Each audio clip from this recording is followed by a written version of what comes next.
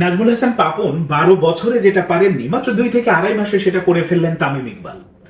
বিসিবিতে দলীয়করণের যে নতুন উদাহরণ তিনি তৈরি করলেন, এটা আর কেউ কখনো ভাঙতে পারবে কিনা সন্দেহ আছে। খুব স্বাভাবিকভাবে একটা প্রশ্ন আসে না, যে বিসিবিতে আসার জন্য এমপি মন্ত্রীর ছেলে মেয়ে ভাই বোন থেকে শুরু করে সবার এত আগ্রহ কেন, কি আছে এখানে? সেটা নিয়ে বিস্তারিত বলার চেষ্টা করব, আশা করি শুনবেন। শুরুতে যেমনটা বলছিলাম যে নাজমুল হাসান পাপন 12 বছরে পারেননি, আসলেও তিনি পারেননি। তার সময়ে অনেক বছর, 12 বছর ক্ষমতায় ছিলেন, অনেকগুলো নির্বাচন হয়েছে।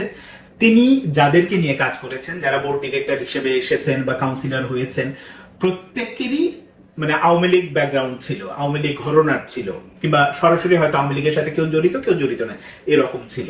কিন্তু তার সঙ্গে আবার প্রত্যেকেরই একটা সাংগঠনিক ব্যাকগ্রাউন্ড ছিল, প্রত্যেকেই সংগঠক ছিলেন। বেশিরভাগই আপনি 90 থেকে 95% পাবেন যাদের সাংগঠনিক, যারা ক্লাব চালিয়েছে, জেলা উপজেলা পর্যায়ে বা বিভাগীয় পর্যায়ে বিভিন্ন ক্রীড়া সংগঠক হিসেবে কাজ করেছেন, এই অভিজ্ঞতাটা ছিল। ওইখানে আপনি মানে অবমূল্যায়ন করতে পারবেন না, এই ব্যাপারটা ছিল। কিন্তু তারা আওয়ামী লীগ ঘরানার। কিন্তু এবার যেটা করলেন তামিম ইকবাল, এটা তো নজিরবিহীন, কেউ কখনো করেনি এবং ন্যাক্কারজনক বলা যায়। শুধুমাত্র নিজের পদ এবং পদবিটা যাতে টিকে থাকে সেই জন্য তিনি একেবারে যাদেরকে দিয়েছেন তারা প্রত্যেকেই তো আসলে বিএনপির সাথে যুক্ত। এটা ওই যে বললাম যে নাজমুল হাসান পাপনও যাদের নিয়েছেন তাদের ব্যাকগ্রাউন্ড হয়তো আওয়ামী লীগ ছিল, এখন বিএনপি, সেইটা দোষের না। কিন্তু যাদেরকে নিয়ে আসলেন তাদের সাংগঠনিক ব্যাকগ্রাউন্ড কি কিছু আছে? আপনি 98% একেবারে চোখ বন্ধ করে বলে দিতে পারেন সাংগঠনিক ব্যাকগ্রাউন্ড ওইভাবে নেই। আমি বলছি দলীয় বিএনপির সাংগঠনিক ব্যাকগ্রাউন্ড না, স্পোর্টসের সাংগঠনিক, ক্রিকেটের সাংগঠনিক ব্যাকগ্রাউন্ড সেটা কি আছে? মোটেও নেই। কিন্তু তাদেরকেই নিয়ে এসেছেন। যখন অ্যাডহক কমিটি গঠন করা হলো ওই সময় আমি বলেছিলাম যে আব্বুর ছেলেদের ক্রিকেট বোর্ড, সেই আব্বুর ছেলেরা তো আছেনই, তাদের সাথে আরো অসংখ্য আব্বুর ছেলে যুক্ত হয়েছে। বলা হচ্ছে যে প্রত্যেকেই বিএনপির সাথে, কিন্তু 1/3 আবার মন্ত্রী এবং সংসদ সদস্যের ছেলে অথবা ভাই অথবা চাচা অথবা স্বামী অথবা যুব দল করেন, এরকম বিভিন্ন। আবার ফুটবলাররাও ক্রিকেট বোর্ডের কাউন্সিলর হয়েছে ফুটবলার, এইরকম নজির কিন্তু খুব কমই ছিল, হাতে গোনা। সেই দেওয়ান শফিল আরিফিন টুটুলের কথা যদি বলি, এর বাইরে তেমন ছিল। দেওয়ান শফিল আরিফিন টুটুল যেহেতু আওয়ামী লীগ করতো ওইভাবে তিনি গিয়েছেন, কিন্তু এখন যারা আসছেন তারা বিএনপির সাথে কতটা যুক্ত এইসব ফুটবলাররা, সেটা নিয়েও বড় প্রশ্ন আছে। কিন্তু তারাও কাউন্সিলর হয়েছেন। তো খুব স্বাভাবিকভাবে প্রশ্ন আসে যে এমপি মন্ত্রীর ছেলে যাদের কখনো ক্রিকেটীয় ব্যাকগ্রাউন্ড নেই তারা কেন আসছে? মূল যে ব্যাপারটা, যদি এক বাক্যে একটা উদাহরণ দিয়ে বলি, যে আপনি ক্রিকেট বোর্ডের লজিস্টিক ডিপার্টমেন্টের কোনো একটা পোস্টে আপনি যুক্ত আছেন এবং সেই জায়গা থেকে আপনি চোখ বন্ধ করে 2 থেকে 2.5 বছর যদি আপনি কাজ করেন, আপনার অ্যাকাউন্টে 2 থেকে 2.5 কোটি টাকা হয়ে যাবে। আর যদি একটু বড় মনের হন যে একটু বেশি খেতে হবে, তাহলে সেটা 4 থেকে 5 কোটি টাকাও বানানো সম্ভব। এটা আমি একটা ডিপার্টমেন্টে শুধুমাত্র বললাম। এখন এই সুযোগকে আসলে সবাই পাবে? কাউন্সিলর হলেই কি আসলে এই সুযোগটা পায়? এখানে একটা ব্যাপার আছে। যারা ডিরেক্টর হন তারা সাধারণত এই যে বিসিবির যারা যে কজন 25 জন ডিরেক্টর আছেন, ইনারা হচ্ছে যারা বিভিন্ন কমিটি থাকবে, কমিটিগুলো চেয়ারম্যান হিসেবে কাজ করে। আর এই কমিটি তো এককভাবে হয় না, আরো অনেক লোক থাকে। তো যারা থাকবেন এই সাব কমিটিতে তারা হচ্ছেন এই কাউন্সিলর থেকে, মানে যারা আসছেন তারা এই কমিটিতে ঢোকার সুযোগ পান। তো খুব স্বাভাবিকভাবে সেটা গ্রাউন্ডস কমিটির, আমি যদি বলি সেই মাটি চুরির ঘটনা বা অন্যান্য জায়গায় যে ব্যাপারগুলো হয়, এই ব্যাপারগুলো যখন হয় তখন ওই কমিটির চেয়ারম্যানই তো আসলে সবকিছু একা খান না, ভাগ বাটোয়ারাও করতে হয়। তো এই ভাগ বাটোয়ারাগুলো হতে থাকবে, হয়, এবং এই কারণেই সবার আগ্রহ এখানে। আর আরেকটু যদি ব্রডার অ্যাঙ্গেলে চিন্তা করেন, হ্যাঁ অনেকেই বলবেন যে যারা এসেছে প্রত্যেককে সলভেন্ট, তাদের টাকা পয়সার দরকার নেই।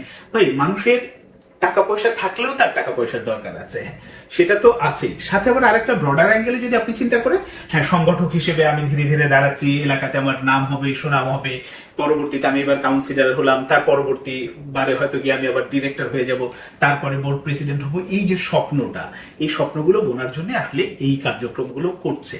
কিন্তু এর বাইরে আবার আরো একটা জিনিস আছে, সেটা হচ্ছে যে তামিম ইকবাল তো সরাসরি বিএনপি করেন বা বিএনপির সাথে যুক্ত এটা বলা যাবে না। উনি বিএনপিকে ধরেছেন, আচ্ছা মতো ধরেছেন, ধরে এই পর্যায়ে এসেছেন। সেই ধরাটা মানে নিরুপায় হয়ে ধরার মতো, যে আমার হাতে আর কোনো অপশন নেই, যে কোনো ভাবে আমাকে ওখানে যেতেই হবে। সেই যে আপ্রাণ চেষ্টাটা, মানে উইকেটে পড়ে থাকা, বলে না যে টেস্ট ক্রিকেট যখন হয়, তামিম ইকবাল তো খেলেছেন, যে একেবারে দাঁত মুখ কামড়ে পড়ে থাকা উইকেটে দিনটা পার করি, তো ওইভাবে উনি একেবারে দাঁত মুখ কামড়ে ধরেছিলেন আমাকে ওই পোস্টে যেতেই হবে। তো সেই জায়গা থেকে তিনি যখন এসেছেন, যেহেতু সাংগঠনিক ব্যাকগ্রাউন্ড ওই রকম নেই বা সরাসরি বিএনপির সাথে যুক্ত সেটাও নেই, ফলে যেটা হয়েছে যে নিজের পথটা আরো মজবুত বা পাকাপোক্ত করার জন্য তার আশেপাশে মানে দলীয়ভাবে দলের ভেতর থেকে যে কখনো যেন প্রশ্নটা না ওঠে যে তামিম ইকবাল আমাদের না, ওই প্রশ্ন করার অবকাশ যেন না হয়, কেউ যেন তুলতে না পারে, সেই কারণে এই যে দলীয় এত মানুষকে একসাথে নিয়ে এসে এক জায়গায় করা হচ্ছে, যেটা আলটিমেট ক্রিকেটের জন্য অনেক বড় ক্ষতি। এটা যারা ক্রিকেটের সাথে যুক্ত আছেন, বিশেষ করে সংগঠকরা, অভিজ্ঞ সংগঠকদের জন্য এটা রীতিমতো একটা কি বলবো যে থাপ্পড় মারার মতো যে ব্যাপারটা থাকে না, চপেটাঘাত, ওই রকম হয়েছে। কারণ প্রত্যেকটা সংগঠক তাদের জীবনের সময় ব্যয় করেছেন, ক্লাবের পেছনে টাকা ব্যয় করেছেন, সবকিছু ব্যয় করেছেন।